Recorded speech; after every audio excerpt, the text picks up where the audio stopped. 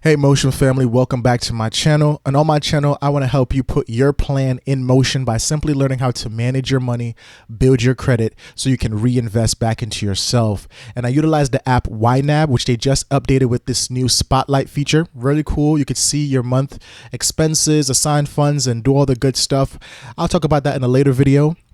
But this is a budget that I did. I recorded back in April, the end of the month, and I just never published it. So let's go right into it. The first thing I talk about on my budget, I try to put as priority is tithing first. You know, God says give the 10% to him. So let me go ahead and set that aside. Sometimes it definitely comes in handy when I'm overspending on certain categories. It's been a blessing.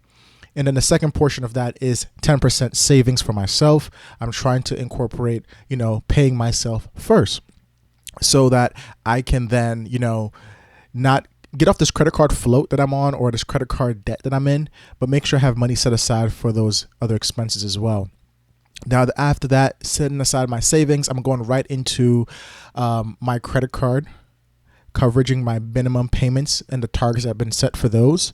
Now, granted, I'm not in a position to fully pay off my credit card each month. That's why I'm in this position of trying to get out the credit card debt and knocking down credit cards. You see the numbers as I talked about in my previous video. But how am I going to go about this is going to go from my actual, overspent category tab there. That's going to show me everything that's overspent and quickly just go ahead and assign each funds from the money that's at the top. One thing I love about YNAB, it allows me to see where my credit card utilization is in a sense of how much I'm utilizing for my credit card, not necessarily the utilization that you will see on your credit card statement. However, this is showing me, hey, you use your credit card for something that you didn't budget for. Make sure you pay back your credit card or make sure you assign money to your credit card so that you can pay down the balance and not incur any further debt. So as I'm going through this I'm just knocking down every target that I had for each credit card that I have, every minimum payment to make sure that I assign it correctly and make sure I cover that minimum payment that already been left my account that is gone. Now, one of the benefits of doing this, as I mentioned, is just making sure you have on-time payments, right? Everybody needs to have a good credit card on-time payment record. That shows 100%, 90%, I would say decent 80% and so forth. But even if you can't pay it off all at once, allowing yourself to pay just the minimum payment consistently will help your credit tremendously. Now, this is for anybody that has credit cards and, it could feel overwhelming. The interest is creeping up on you all the time. Completely understand, but you definitely want to go in there and make sure at least you're making the minimum payment. Once you get some more funds, if you want to go ahead and prioritize knocking down a card, you can do that. So now I'm going into my monthly expenses, right?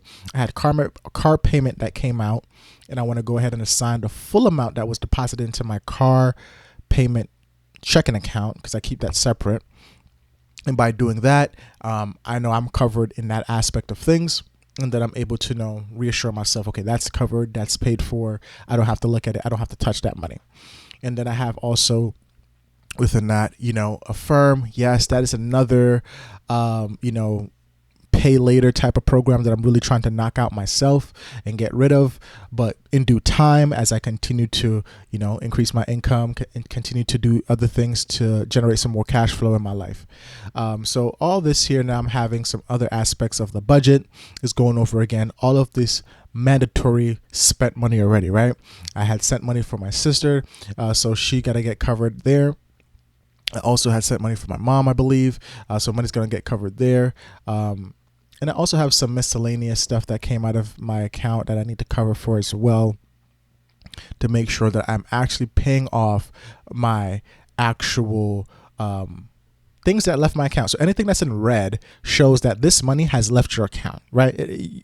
You already charged your debit card with this amount of money. So it's no getting around it, right? Anything that's in yellow, meaning it either left my account by me utilizing my credit card. So I need to assign money to the category, but that money from the category is going to go back to the credit card that I utilized to cover that expense. So that's a great way, again, to see, okay, credit card is yellow. If it shows a negative and in yellow, that means I use my credit card for this category and I need to cover it. This is a budget that I need to get refunded back from my job, actually. So I need to actually get that receipt set up for them, so I could get that refunded back, because, you know, I need that cash back as much as I possibly can. But this is a quick, simple video, nothing too long. Again, learn how to manage your money is essential, and learning how to build your credit, learning how to invest back into yourself. Now, this is a great example of how you got to pay attention to where stuff is auto signed, because YNAB might think it's coming from one account into the other account, which kind of, you know, make it look kind of incorrect in this scenario.